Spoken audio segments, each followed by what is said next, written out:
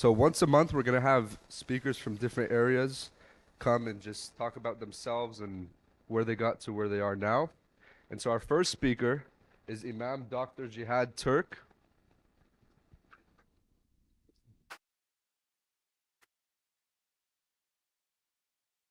From now on forward, is it fine if I refer to you?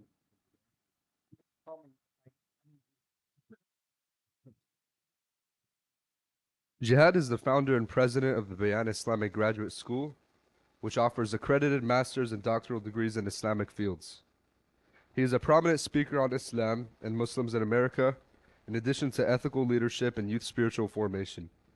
He's also a former imam at the Islamic Center of California. Jihad is frequently consulted for mosque board trainings and interfaith initiatives.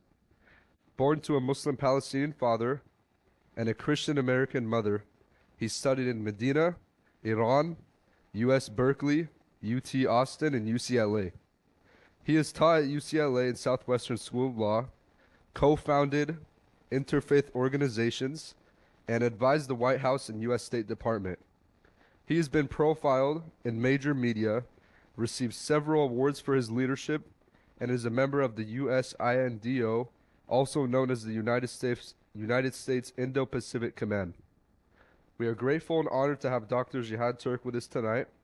Thank you for taking the time out of your busy schedule to be with us tonight, and we appreciate you joining us from the LA area.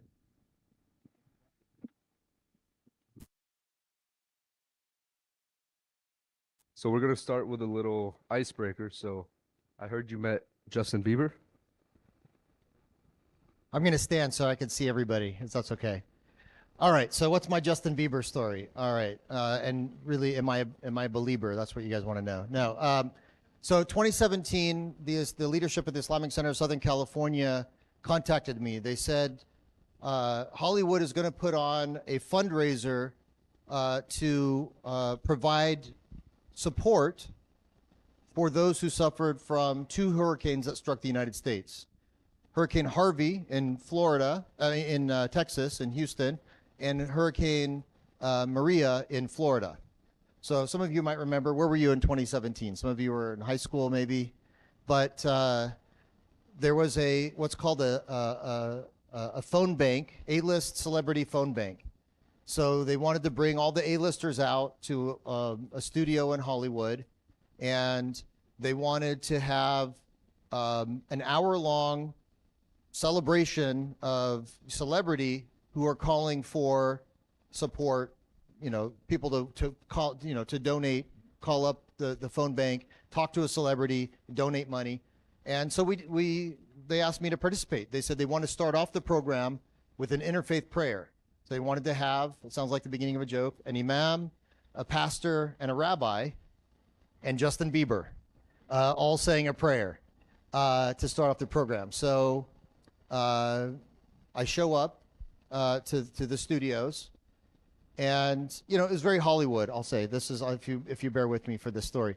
So I show up, at the appointed time, and I go to check in, and there were two tents at Universal Studios, not the place where most people go, but this is the actual studio, the sound stage where they film stuff. So I go get on this shuttle that takes me to this exclusive area where we do the check-in. They have two tents. So first of all, Hollywood is very Hollywood, because when I show up there, I start going to one tent, and they said, staff is over there. But because I was going to be on camera, I was checking in under the talent, tent. And as I said, no, I was told I'm going to be, on the program. I'm supposed to be here. Oh, of course, I didn't recognize you. That's what they told me. Well, of course they didn't recognize me. I'm not like all of the other celebrities that were going to be there, but that was a very Hollywood answer. So anyway, I check in. I go to the green room, and I was there on time. No one else was there on time. So I show up on time, waiting for the program to start, because it was live, and it was on ABC, NBC, CBS. So it was on all the programs. So I go to the green room. First one there, they have, a wonderful spread, fruit and drinks, flavored waters, all this kinds of stuff. Hint water, if I remember correctly. And no one else is there. And then the second person to walk in is George Clooney. So George Clooney comes in, and we have a 10-minute talk about, just a conversation, the two of us, about Islam in America. And the guy is plugged in. Like this is 2017. He was talking about a Sikh guy in Canada who was running for office and was attacked by Islamophobes who was claiming he was Muslim and he wasn't, and claiming he was part of the Muslim Brotherhood, and et cetera, et cetera. I mean, he was married to Emma Clooney, if you know who she is. And anyway, he was a very informed and very supportive individual, and we also talked about Israel, Palestine, and many other things. So, it was very surreal because, DJ Khaled comes, Justin Timberlake comes in, and I was like, the other JT, Jihad Turk. I spoke with all, a bunch of these celebrities, Barbara Streisand and Julia Roberts, and, you name it, they were all there. DJ Khaled. And met his son Assad. So anyway, they said, okay, here's the program. It's going to start off with the performance of what's the blind singer's name, who African American, Stevie Wonder. So it started off with Stevie Wonder performing on this downstage, and we're right up next. And it's hosted by Julia Roberts and George Clooney. So we go there. And we have a cue. They said, okay, look, he's going to perform there. Here's your thing. There's tape on the floor. Stand here. And it's going to go live. So you have to be there. There's going to be a prayer. And then Justin Bieber is going to say a couple of words. And then the pastor is going to say a prayer. And you just basically flank him and look Muslim-y. So I did this during the. And so we're there. And Justin is, he's like nervous. And the pastor guy was a pastor from Houston, from that mega church in Houston. Anyone know? Lakewood Church? So it wasn't Olstein, but it was his number 2, John Gray. Larger than life kind of African-American guy. So he's like, look, Justin, you perform in front of millions of people. Don't be nervous. Just, speak from the heart, etc. So Justin's like nervous and fidgety and this and that. And the producer comes around and he goes, look, here's your cue. When I say go, you say the words, you say the prayer, and then you guys walk off. You two go this direction, you two go the other direction. So lights, camera, action. Oh, before the lights, camera, action, he's like, all right, 2 minutes till, till your time. Justin Bieber asked me, he goes, and we were talking for like half an hour, like we were waiting for our turn. 2 minutes before, he goes, do you know what the bathroom is? I said, no. So he kind of wanders out of the building. He leaves the sound stage. He goes out the back. There's like celebrity porta potties, like, the high-end porta potties. So he goes there, and here comes the producer. Where's Justin Bieber? And he's cursing, is Justin Bieber? And I said, I think he went to use the restroom. And he just loses it. Finally, he goes out. He can't find him. He comes back. And then 10 seconds to air, Justin Bieber meanders back in, lands on a spot, camera, he just says his words, the guy does the prayer, and we're supposed to walk off. Of course, Justin Bieber doesn't do that. Instead, he turns to me, gives me a hug. So that was my 2 minutes of fame. Where did he go? This is off the record, by the way.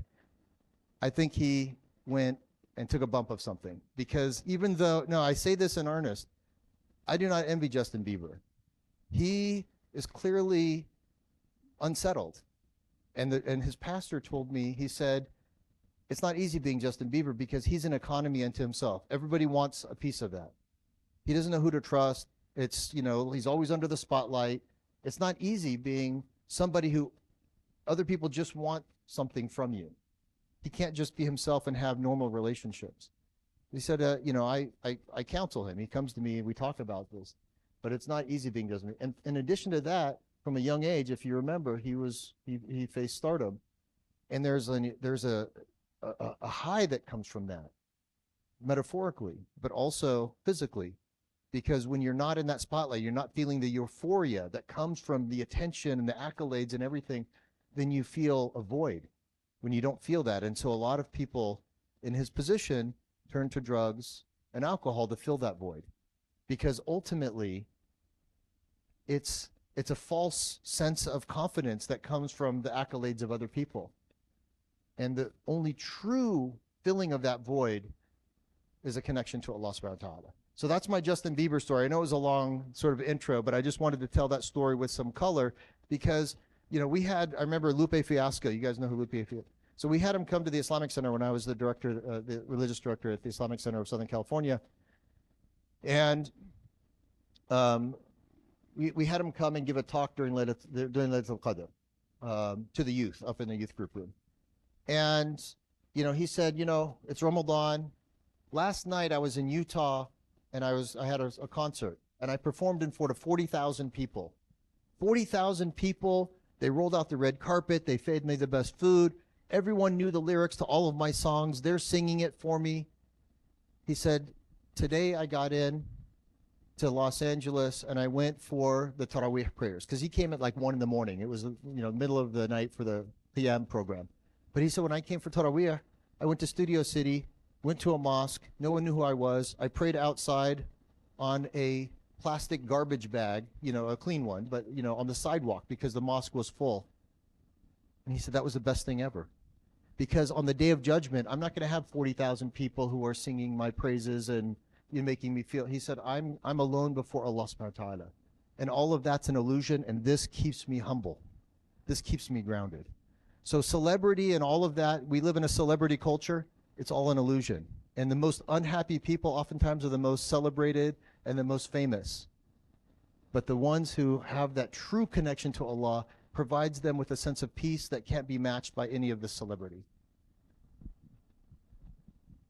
Thank you for that. So we're going to start with a rapid fire round. So I'm just going to have a few questions and you're just going to say this or that. So we're going to start. Are you a morning or night person?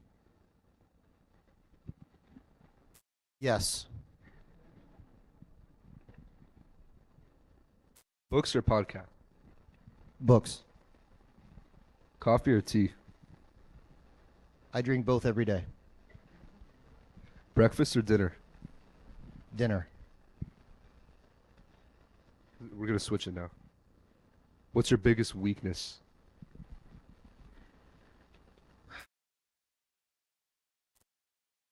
All right. So when you there was a trick when you preparing for an interview.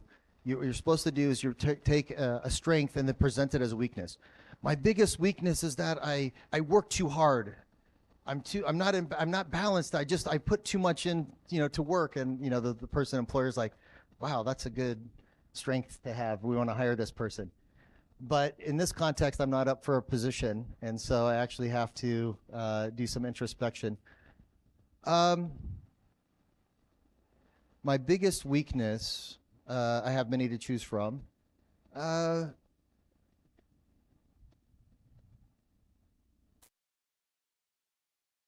would have to say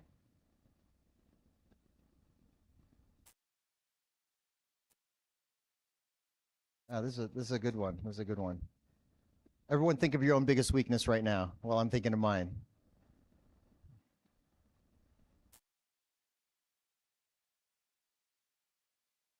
I guess my biggest weakness is striking a balance between commitment to the community and commitment to my family.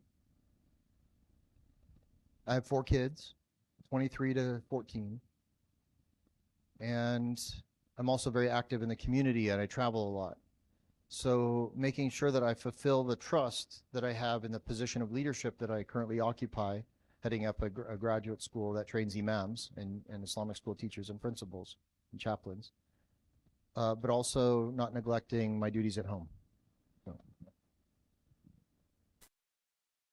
What's your greatest strength?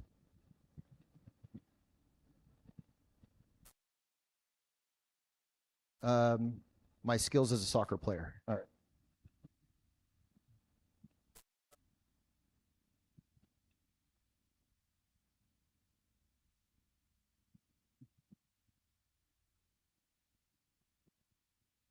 What's one vice you wish you could get rid of?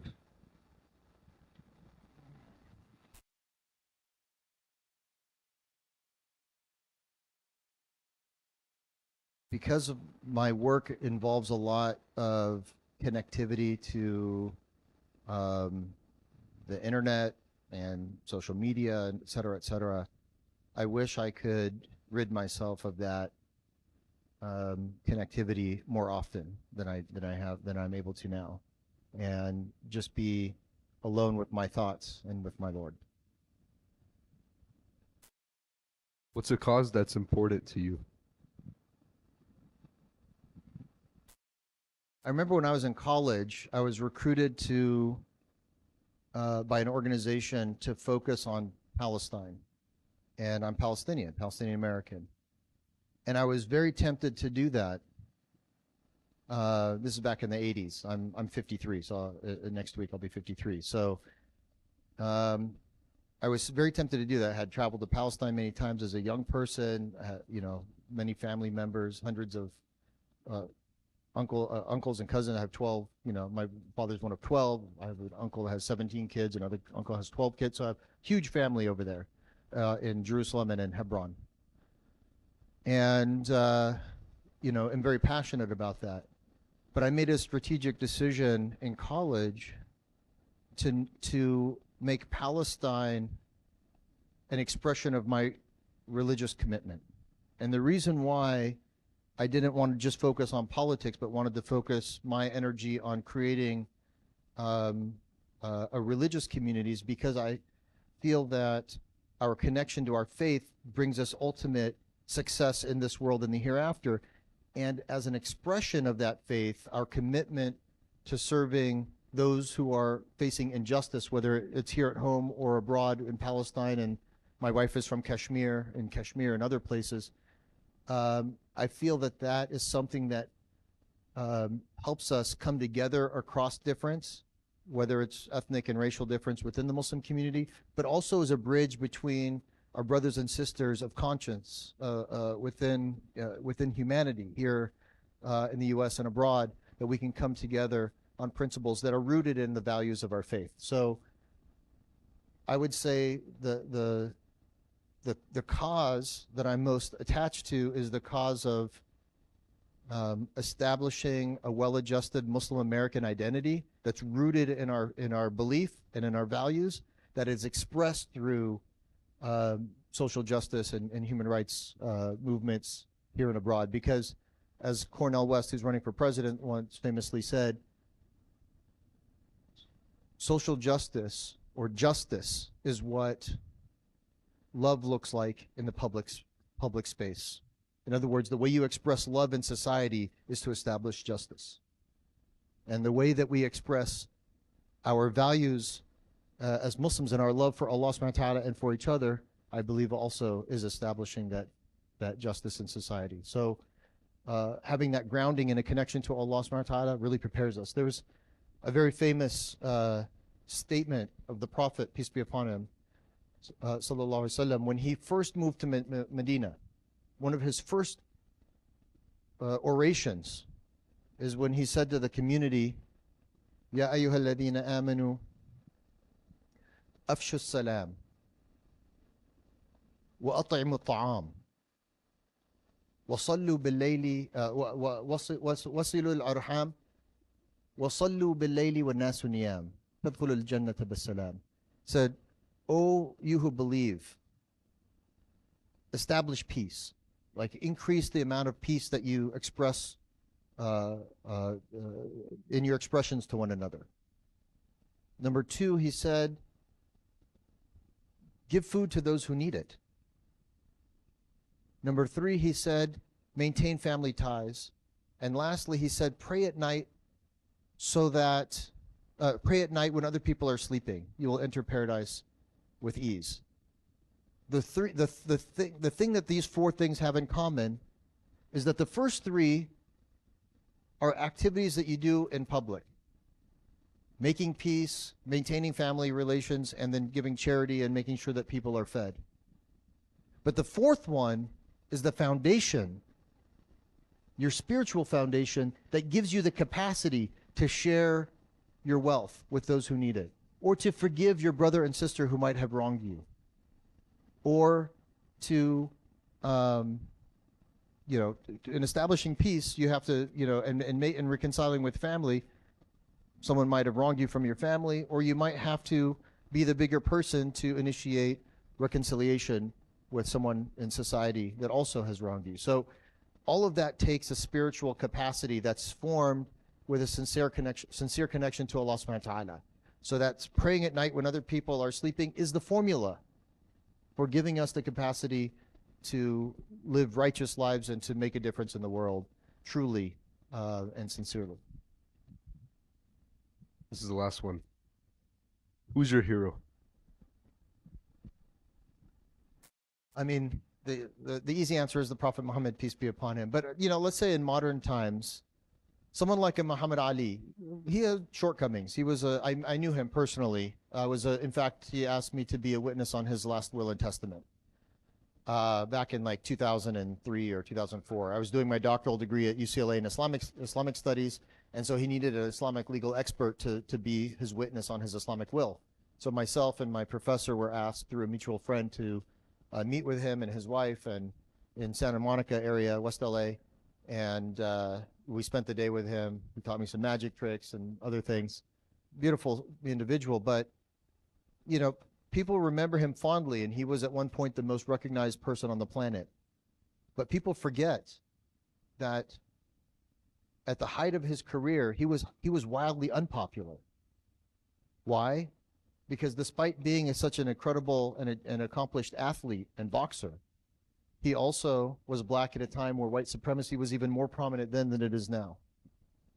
He also spoke out against the Vietnam War, things that were extremely unpopular. People reviled him because he was a black person who was outspoken. He was very articulate, and he was flagrant in his outspokenness. So I think the courage that he displayed makes him my hero. Thank you. So this is a two-part question, so we'll go with the first part. What is bayan? I thought you said we were finished with the questions. All right. The quick fire questions. All right. So that means I have to answer a really long form on this one. No. So I'll tell you the origin story of bayan. So my mom's Christian American, my dad's Palestinian Muslim. He immigrated to the United States in 1956 as a 17-year-old by himself. And while he was, he finished high school here, went to college here in California in the city of Merced. In fact, I was looking through my photos. I took a photograph of a scrapbook entry that he had in his at home. That I had come across not too long ago, and I came across this clipping from his photo album. It says here, it's a clipping from a newspaper article that says, "Arab boy arrives in Merced to begin life he dreamed of." 1956, in a paper called the Sun Star newspaper. In this newspaper, it says, here's this young boy, 17 years old, from Jerusalem, sponsored by this local businessman and city council member who brought him over and sponsored him to become a U.S. citizen. So he came by himself, 17. So I asked my dad recently, I was visiting him. He's 86 years old now. He was born in Palestine, Jerusalem, 1938. I said, "Baba, how is it that you ended up coming to the United States?" He says, "I was a shoe shiner at a hotel in Jerusalem, and this tourist came with his wife, and I was shining his shoes, and I spoke enough English, so he asked me to show him around the old city of Jerusalem, and I did. And then we started corresponding, and he worked, he had his own printing press, and so he invited me. He said, 'You want to become a U.S. citizen? You can move here and work for me in my printing company and apprentice to become a printer.' So he indicated yes, and they corresponded over the couple of years, and then when he was 17, he was sponsored. He came over, and it was so in 1956 there weren't really many mosques in the United States. It was so rare that they wrote an article saying, "Look, an Arab moves to this city," right? And the guy was not only a city councilman, but he used to be part of the Toastmasters Club, which was an organization that taught that people used to give public talks. And so the person used to talk about his trip to the Holy Land and look at this local that I brought back, basically. And so my dad was, on display there being shown off as, kind of like this exhibit from his travels. But, my dad ultimately got established, married my mom, moved to Phoenix, Arizona, where I was born and raised. With a Christian mom who agreed to raise us as Muslim and a Muslim father in Phoenix, born in 1971, there weren't any mosques in Phoenix at the time. And eventually a few families got together and they formed a Sunday school. But the uncles, they didn't really have knowledge to pass on to an American kid from Phoenix, right? There was no substance. They didn't have like a formal training in Islam, and they basically taught us the Arabic alphabet for 15 years growing up over and over and over again. And so when I was trying to figure out what I wanted to do in life, I said, Baba, what should I study in college? He said, son, it doesn't matter what you study in college. You're Palestinian, you're going to go into business. So, because, he had moved into the real estate space after being a printer for a while. And so, I was good at math and science, so I started out engineering. I looked around, there were a lot of, Muslim engineering students. So I was good at math and science, so I started out engineering. But while at the university, I started out Arizona State University, I said, what is this Islam thing? I want to learn more because Sunday school didn't quite cut it for me. And so I wanted to learn more. And so I went to take one class on Islam. There was only one offered at that time. And it was taught by an Orientalist who hated Islam. So it was like I didn't really gain much from that class. So I said, well, I know Muslims ruled Spain for 800 years, right? From the year 711 till 1492. So let me go and learn from Spanish history about the Muslim civilization in Spain. So I go to the history curriculum and look up the history of Spain, and I go to register for the class, and it says in the course description, Spain, the history of Spain, starting in the year 1492. Like it just completely didn't want to cover at all the Muslim heritage. So I said, okay, well, I knew that Muslims were involved in philosophy. So there was a course called moral philosophy, and it started back in the Socrates and Plato and Aristotle and all of that, and then it went up to modern times. So I take the class, and they enroll, and then we cover all the Greek philosophers, skip over all the Muslim philosophers, and then go right to the Renaissance philosophers. So it was very disappointing. So I was like, I want to learn more. Didn't speak Arabic. And then all of a sudden, the mosque, they did establish a mosque near Arizona State University in Tempe, and they had hired an imam from Guyana, South America, Imam Shamsuddin, I believe. So Imam Shamsuddin comes there, and his Arabic he's completely fluent in Arabic. And, I got to know him, and, I'd go to the mosque often. And I was like, how did you get here? Like, he said, well, I applied and got accepted to study at the Islamic University in Medina. And not growing up speaking Arabic, in Guyana, if you get accepted to the university, they give you a 2-year immersion Arabic language training so that you become fluent, and then you can enter the class with native speakers after 2 years. So I said, you know what? I'm going to apply. And so I did, and I got accepted. And the acceptance letter came at the beginning of my sophomore year in August, 2 weeks after Saddam Hussein invaded Kuwait in the run-up to the first Gulf War. Now, this probably happened before you guys were born. Anyone were born before 1991?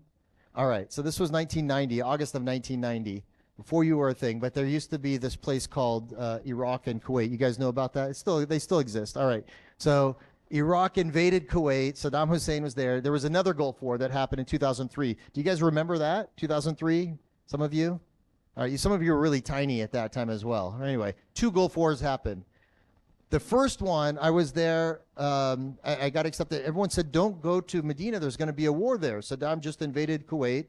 The U.S. is going to rally the world, and they're going to go there with an army, and there's going to be bombs and a war. Everyone's running away from there. Don't go there. I said, this is my chance. I'm going to go, and I'm going to study Medina. I'm going to learn Arabic, and I'm going to be able to access the Quran directly and the Islamic sources directly for myself instead of taking it from an Orientalist who hates Islam, or snippets here and there from history classes or philosophy classes. So I went, and I said, look, no one's going to bomb Medina, not Saddam and not the U.S. Medina's safe. I'm not even worried. It's not a courageous thing. I'm just determined to do it. So I went there. Sure enough, a war happened. But, you know, and my cousins from the U.S., my mom's side, were in the U.S. Army. They were on a different mission. I was on a spiritual mission. They were part of the U.S. military. But I studied Medina, and I will never forget. I was in the Prophet's Mosque my second year there in Ramadan, and Hudayfi was reciting the Quran, and I can understand. I get emotional because it was so beautiful to have access to the revelation directly in Arabic. It was so moving, and I felt that connection and that inner peace, and I said, this is it. I know what I want to do with the rest of my life. I want to come back and become a professor to offer the classes that I wish I had access to when I was an engineering student. So I came back and I said, you know, Arizona State University was the number one ranked university in the United States as a party school, but I needed to go to a better ranked school for academics, so I transferred to UC Berkeley.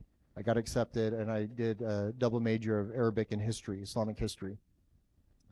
And before graduating, I said, I'm going to need to know another Middle Eastern language. So I withdrew after my junior year, went to Iran, learned Farsi, came back, finished my senior year, got married as well during my senior year, and then moved to Texas for my master's degree in Islamic law and jurisprudence, usul al-fiqh, and then came out to UCLA in 1999. And how many of you were born in pre-1999? None of you. Okay, one back there. All right. No, okay. So I came to UCLA in 1999 to do my PhD in Islamic studies, and you know, also taught there for a number of years. And I was recruited in 2005 to become the imam at the Islamic Center, because they came to me and said, "Oh, will you be our imam? You studied Medina, and you know, you're doing your academic degree in Islamic studies." I said, "Well, I'm on track to becoming a professor." They said, "You can still do that, but you can also serve as our religious director / imam." So I said, "Oh, I'll give it a try," and alhamdulillah, I found it really rewarding. Life was good. There's a long answer to a short question, but you know, it's related to leadership, and I'll circle back to that at the end. I said, this is, you know, this was really rewarding. I was able to, you know, the Islamic Center had fantastic leadership, Doctors Maher Hattout, Hassan Hattout, Fatih Usman, and other, you know, Dr. Omar Elfi, people who were grounded in Islamic tradition, but also well adjusted for how they saw the role of Islam in the contemporary society, as one of Islam being like a jewel that shines its beautiful light, illuminating and uplifting the society in which we lived. So it was a very positive positionality for Islam. So I enjoyed working in that community, and you know, was serving in that role, teaching and studying at UCLA. I ended up teaching at a law school and at USC, and life was good and busy. I had 3 kids at the time, and I was approached in 2009 by the president of a 130-year-old Christian seminary, Dr. Jerry Campbell, who came and he said, "I need your help." I said, "What can I do to be helpful to you? You're the president of a Christian seminary." He said, "I've been following what you're doing, you know, your leadership in the community here and your academic leadership as well."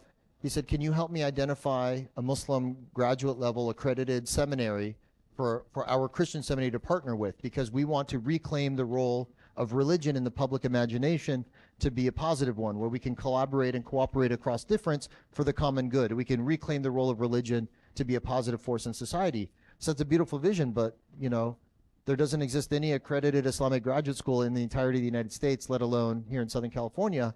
But we need one. And I happen to be an academic by training, a religious leader by experience. Maybe I can, you know, begin to rally the efforts of the community here in Southern California and beyond to create a graduate school for you to partner with. So he said, "Great, if you do that, we can help you in 3 ways. The first way is we'll share our campus, our library, our, you know, offices, classroom, all of that." I said, "That's great." He said, "Number 2, he said, we're self-interested because it'll attract more students to our Christian seminary as well, because they want to be in conversation with Muslims." He said, "Number 2, we'll incubate you so your programs will be accredited from the beginning. And when you're ready, you can split off and take your accreditation with you." I said, that's awesome. There's more. I said, "What more could there be?" He said, "We have a trustee that's so excited about this, he'll provide the startup funding for the first couple of years. I said, Jerry, that's very Christian of you. Let's get this thing started. So we rallied the community. We launched the idea, announced it in 2010. And in 2011, we began offering master's degrees in Islamic Studies and Leadership and created Bayan Islamic Graduate School. And our first incoming class was 3 students. And this coming fall, inshallah, we'll have 150 students enrolled, and we've already graduated 95. So, alhamdulillah, it's exciting. And the most exciting part is the graduates who are going out and serving the communities as imams. One of our star graduates is here in Southern California. You might have met him before. His name is Imam Turk. You might have met him before. So Imam Atta graduated from Bayan Islamic Graduate School, and if I'm, inshallah, he just completed his application, and inshallah will begin his doctoral degree in Islamic leadership this coming fall.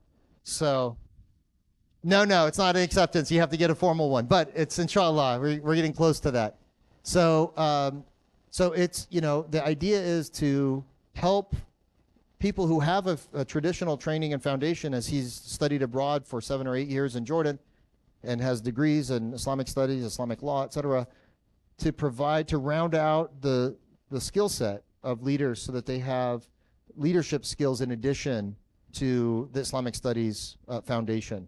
And so that's the niche that Bayan is trying to fill for imams, for youth directors, for Islamic school teachers and principals, for executive directors of Islamic not-for-profits, for chaplains in hospitals, prisons, the military, and universities. So we have a number of university chaplains, prison chaplains. In fact, 2 weeks ago, I was invited to Fort Liberty in North Carolina, where they commissioned the first ever in the 249-year history of the chaplain corps in the U.S. Army, the first ever Muslim hijabi Muslim chaplain, Muslim woman chaplain, and Khadija, Chaplain Khadija, and they commissioned her as the second lieutenant. She's finished 1 year of her chaplaincy degree at Bayan, and inshallah in 2 years she'll be formally the first full chaplain. Now she's a chaplain candidate, but she'll be the first Muslim woman chaplain in the history of the U.S. military. Not that we support all of the U.S. Military actions abroad, but the role of a chaplain is da'wah on the one hand, but also helping guide people with the faith of Islam to navigate the challenges that they face. And so many people who are in the military are searching for something, to give them that inner peace and the fulfillment, sense of purpose. And Islam, for many, through chaplains like her, will be the solution that they find. So that's the story, the origin story of Bayan, and our 50-year vision is to have our own medical school, law school, and business school, inshallah, in addition to having this program that serves as a pipeline for the 3,000 mosques and the several hundred Islamic schools and the many thousands of universities here in North America and beyond.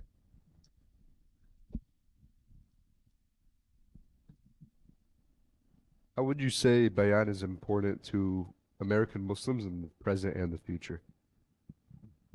This one I'll be short. So the reason why I think the reason why I'm so excited about the work that Bayan is doing is because it is building upon the tradition of Islam, Islamic knowledge and sciences, the Quran, the Hadith, the Islamic legal traditions, Islamic jurisprudence, Islamic philosophy and theology, spirituality. All of those traditional subjects are there, but what Bayan does is it also helps the next generation of Muslim leaders, religious leaders, have an understanding of how to navigate modernity, how to navigate the contemporary era in which we live, how to let the authentic understanding of the Quran and the Sunnah manifest in an organic way in the environment in which we find ourselves here today, and to be a beacon of light, not just for Muslims around the world, but for the society in which we live as well. So when we see, people at the peak of their game, before I'd say Muhammad Ali, but you guys probably know Kyrie Irving or Jaylen Brown or other people who are, either embracing Islam or manifesting their faith in a way that is influencing society and culture. When you see people who are, coming to Islam in multitudes. This afternoon I was having coffee with a young Muslim woman who was interested in marrying a guy who wasn't Muslim. They came to me, and her commitment to her faith, even though she, was interested in marrying this guy who was Christian, the beauty of her connection to her faith left him with questions and a desire to learn more about her faith. And after, giving him books to read and having, many conversations with him, today at coffee at 6:15 or 6:30 today, this afternoon, he took a Shahada with me. And I say that to say that if you have a beautiful connection to your faith and you express it in a way that is manifest to those around you, not in a way that's showing off or that's grandstanding, but it just being authentically you have something that other people are yearning for. And you will see people embrace this faith in the multitudes. And so, whether we see that through celebrities or through athletes or whatever, or just your average person who's, I've had hundreds of people take Shahada with me over the years, and I would say they come through two ways. Half of them through love interest, whether male or female, they're in love with a Muslim and they embrace Islam. The other half, because they've always believed in God, and the faith in which they grew up did not make sense to both their mind and their heart. What they found in Islam and the examples of Muslims, even though we have our shortcomings and our weaknesses and our idiosyncrasies as people, for many who take this faith seriously, the expression and the connection and the peace of mind and heart that we acquire from that faith is something that other people are yearning for. And I'll share this story. When I was in high school, I was elected homecoming king. And it wasn't because I was the most popular kid. In fact, I was not in the popular group of my senior class. I didn't go to the parties. I wasn't part of the in group. But I was a good athlete. I was on the varsity football team, and I was also good in athletics and the honor, society and all of that, honor roll. But I was generally, even though I was an upperclassman, I was, kind to people and nice to people, juniors, sophomores, freshmen. And, generally, I was involved in student government. I was active on campus, not with an agenda, but just trying to grow, figure out what my role is in life, and also manifest my faith because I was on my spiritual journey. So I wasn't really seeking that, and I was actually surprised because I was in the locker room during the homecoming game. It was one of my best games. I had an interception. I had a touchdown. It was it was having a great game. And then they called me out at the halftime. They said come out, and then they announced I was king, and I was going around the float with the queen. It was awkward, but I didn't go to the dance or anything. But nonetheless, I say this story to say this. I wasn't quite. I was still just beginning my spiritual journey at age of 17 or 16, 17, and I hadn't found that. I hadn't quite found it yet. But because I had all of these markers of success, and people were attracted to that, they wanted to be like that. It's people are attracted to sometimes things that are superficial. So I had superficially everything, but inside I didn't have that foundation, that inner peace. So that taught me a lesson very palpably, that what is popular is oftentimes something that is not real. It's an illusion. It's superficial. So it taught me to look beyond the surface. And that's why when I met, whether it's Justin Bieber or George Clooney or many other people, I'm not enamored by that, because I recognize that they're ultimately just people. And someone like Justin Bieber, who's clearly addicted to something and it has a void there that he's trying to fill. It's not an enviable position.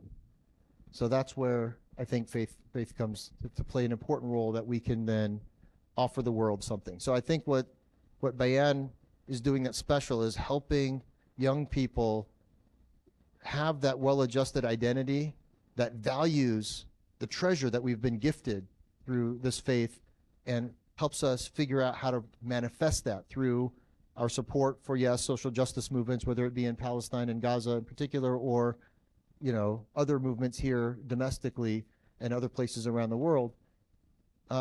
It's something that the rest of the world is taking note of, and something that we should treasure and value ourselves. I'm sure throughout your career and your life, you've had to make incredibly difficult decisions. So I guess my question is, how does your faith influence your leadership style and your decision-making process?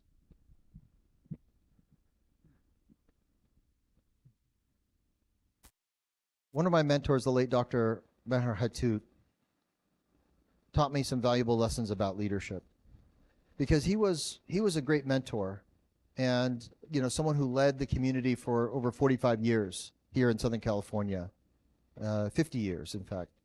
And he didn't say always the most popular things. In fact, he oftentimes challenged the community.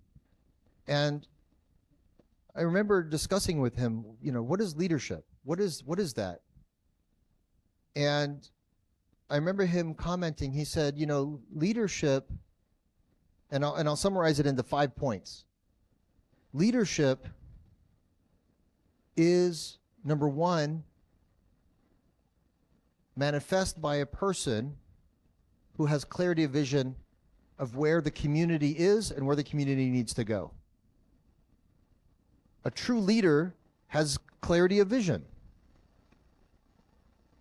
They understand where we are, where we need to go.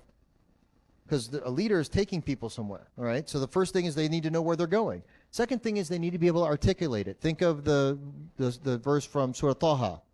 Allah, you say, Ishrah li sadri wa yassir li amri, right? Oh, wahlul uqdatan min lisani yafqahu qawli. Oh Allah, make me eloquent, make me understandable, right? Make it so that other people can understand what I'm saying. A true leader is able to articulate that vision in a way that inspires people, that rallies people, that crystallizes the notion of where we need to go as a community. We're here, there's where we need to go, and that through the words paints a picture that everyone can rally behind and say, yes, that is where we need to go. That is the pathway that leads us to Allah subhanahu wa ta'ala's pleasure on the Day of Judgment. So number one is a clarity of vision. Number two is the ability to articulate it and inspire people. Number three, you have to have good character, because you can be an effective leader without being a good leader. You can be a fraudulent leader, or you see all these mega church pastors that are stepping down because of scandal and this and that. You could be an effective leader but not a good leader because you don't have the character that's worthy of people following. So a good leader is someone who works on themselves and tries to have integrity, honesty, patience, all of the things that make a person a good person. So a good leader has good character. The fourth thing is a good leader loves people. Now, you might say, well, that's a given. How many of you have served as a leader in a leadership capacity in any way, shape, or form? All right. I remember I was invited by a university president some years ago to serve on an advisory committee, and he comes in the first meeting, he goes, trying to figure out how to create the right environment on a campus, it's not rocket science, it's harder. Now, this person was the president of the University of California system, and he was an avid Zionist, and he was really trying to promote. This was like 2003. This was a long time ago, before all of this craziness now. But he was still trying to promote a certain agenda on campus, and in part created the advisory committee to make it, to institute policy that would buoy the Jewish students on campus and suppress the Muslim and Arab students' voices on campus. But we subverted that intent, and alhamdulillah, we inshallah made a difference. But I was invited to be on that council nonetheless. Despite his own personal opinion, he was right in one regard. Dealing with people is not easy. You have people who have ego, who have their own idiosyncrasies. People can be stubborn. People can be duplicitous. People can be A, B, C, D. I mean, you know, if you look to the example of the Prophet Muhammad, peace be upon him, he was herding cats. I mean, the Arabs were not a united people. Every tribe was unto themselves, and they were fiercely independent. And he somehow, over the course of his 23 years of his mission, unified these fiercely independent people. And he did so through love. Even those who hated him and mistreated him, he didn't respond in kind. He loved people, and he loved for people, guidance. You know the story about the neighbor who would throw trash in front of him, etc., and he still visited her. You know, so many other examples. There's countless examples of people who mistreated him, but he did not respond in kind. And as the Quran teaches, لا تستوي الحسنة ولا السيئة ادفع بالتي هي أحسن فإذا الذي بينك وبينه عداوة كأنه ولي حميم. Evil and good are not the same. Repel evil with what is better until the one who is like your worst enemy becomes like your closest friend. Subhanallah. You have to love people. You have to love. If you don't really love people, don't be in a leadership position. Right? It's easy to get annoyed by people, to be frustrated by people, to become bitter or jaded. You have to have a higher purpose that connects you to other people, even those that are difficult to deal with. That's number 4. And number 5, in order to be an effective leader, you have to have followers. Because if you have clarity of vision and good character, and you're able to articulate where you're going, and even if you love people and no one's following you, you're not a leader. You're an explorer. You're a pioneer. You're an adventurer. But you're not a leader because no one's following you. So you have to be able to meet people where they are, and through tension, pushing and pulling and cajoling, get people to move from where they are to where they need to be going. That's leadership. And what you find a lot of times in today's day and age, especially on social media, isn't true leadership. It's cheerleadership. It's being a PR person, representing and being a spokesperson that, represents the sentiment that people have, the emotion that people have, but isn't really taking people from where they are to where they need to go. And, Dr. Maher taught me, he said, true leadership entails a degree of tension because you're always, the physics, the idea of inertia. A body at rest will remain at rest unless a force is acted upon it. That's both physical and metaphysical as well.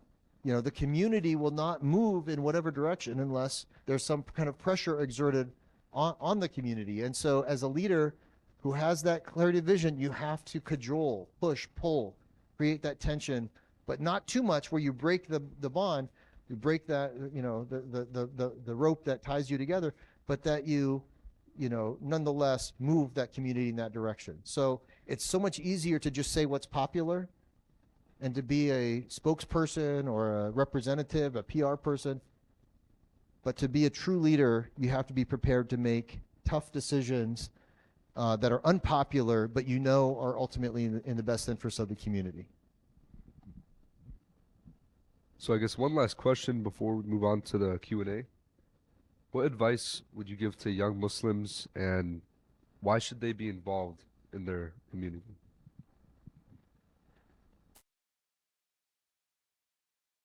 One of the most profound prophetic traditions, in my humble estimation, is the tradition in which the Prophet ﷺ taught his companions that and this is sobering.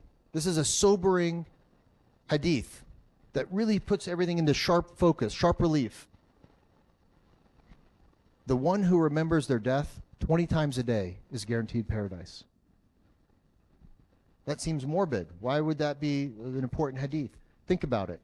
What is death other than the time in which, the appointed time in which you will stand before Allah subhanahu wa ta'ala in judgment?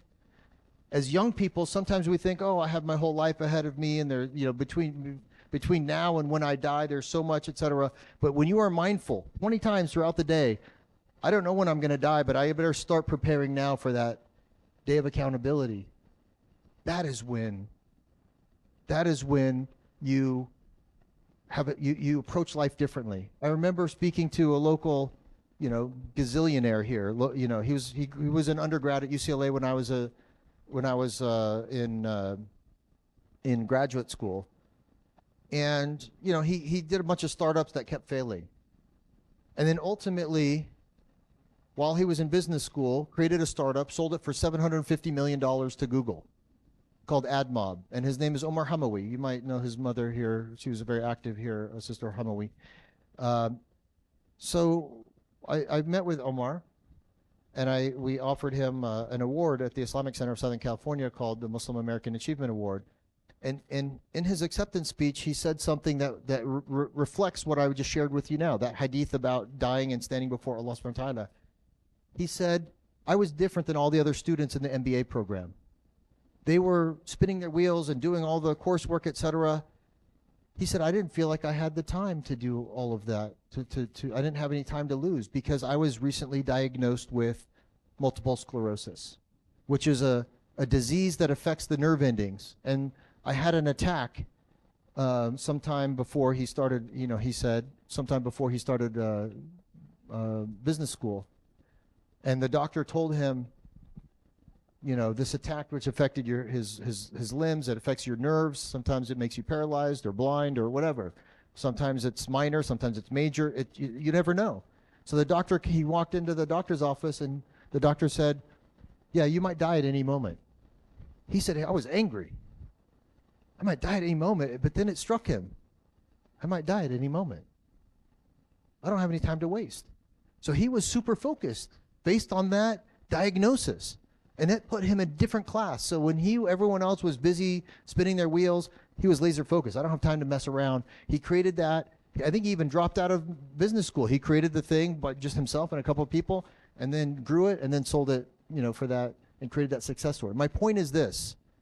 When you are focused on your ultimate demise and what that means as believers, we're going to stand before God in judgment, it will light a fire under you to behave in a way that prepares you for that day. Not that we can guarantee our entrance into paradise, but that we might be more worthy of God's graciousness and his mercy and compassion if we try our best now to be mindful of Allah subhanahu wa ta'ala in every decision that we make, short and small. So I'll just say this in closing. God is in charge of all things. Everything that you're facing is not by accident. Every hardship and every easy situation, every fortunate thing and misfortunate thing is by design for you. God is creating the play of your life with you as the main character. If you're aware of that, and you are sensitive to the signs of Allah subhanahu wa ta'ala and the doors that he's opening for you, the ones that lead to success in this life and the hereafter, and you're aware of the traps that shaitan is trying to lay for you to distract you from that right path, if you tune into that and you're responsive to the opportunities that Allah subhanahu wa ta'ala presents you, then you can achieve great success by his permission. So be tuned in. Do your best, but be open and sensitive to things that Allah subhanahu wa ta'ala laid before you. I did not plan to become the founder of an Islamic graduate school seminary that, is doing this work that we're doing.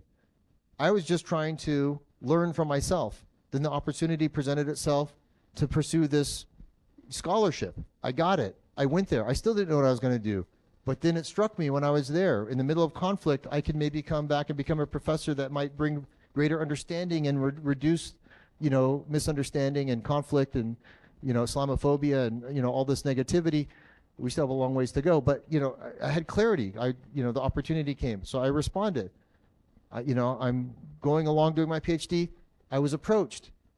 Here's a position, to serve the community in this capacity as an imam, as a religious leader. I responded. Then the opportunity came to me to partner with this Christian seminary. I responded. So it wasn't my plan. Allah subhanahu wa ta'ala opens doors. The question, are you aware that those doors are opening? And do you have the trust in Allah subhanahu wa ta'ala to crack the door that's cracked open it the rest of the way and walk through it? Jazakallah khair again, joining us tonight. I mean, we really appreciate you taking time out of your, I'm sure, very valuable schedule to come out here. So I guess we're just gonna start the Q&A. If anyone has any questions.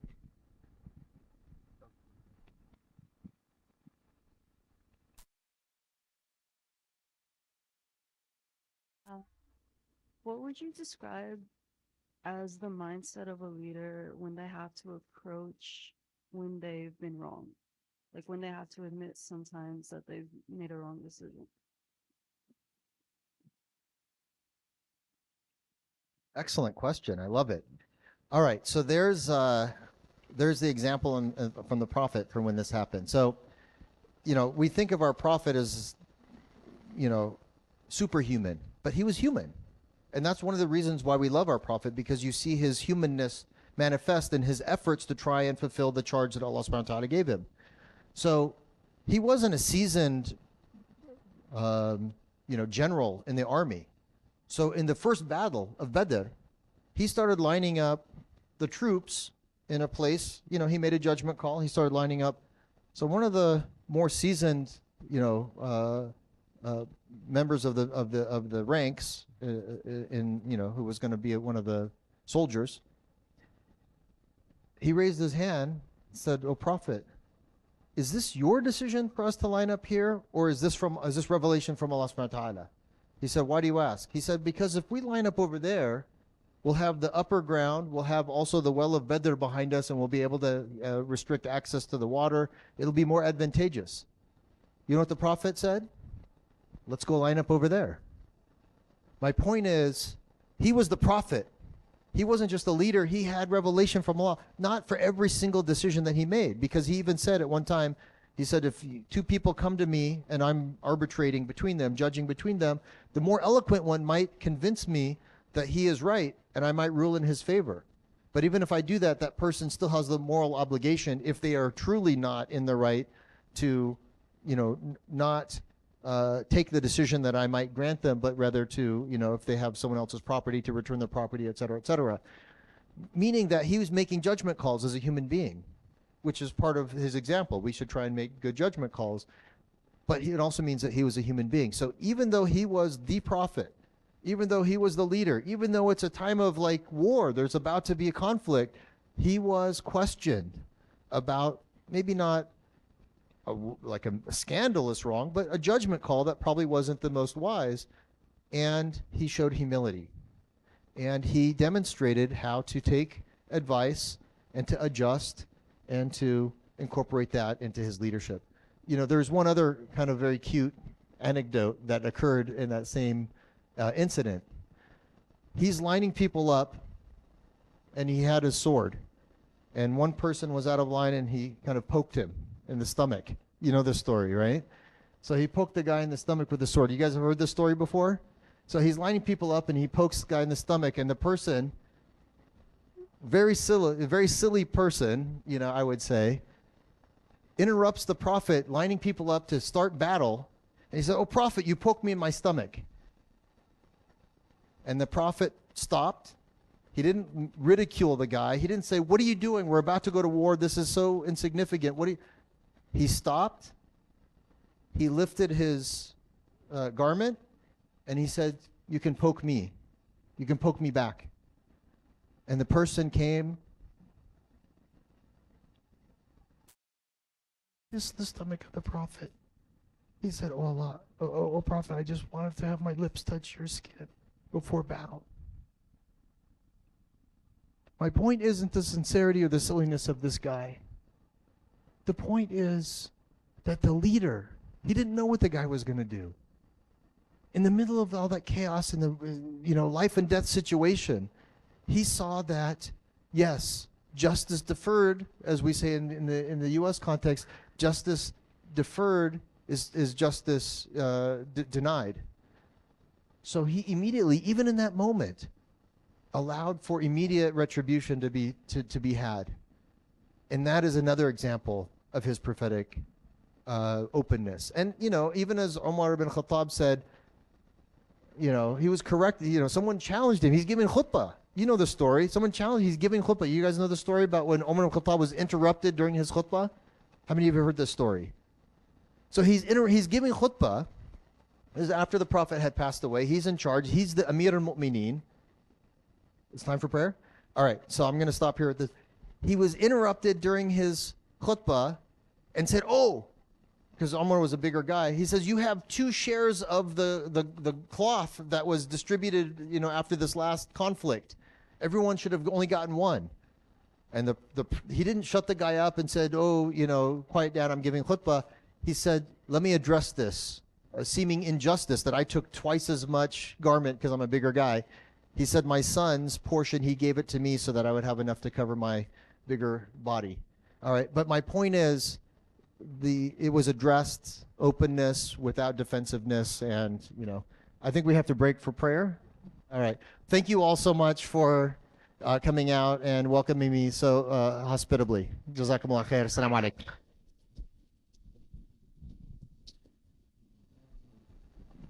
Just one quick announcement.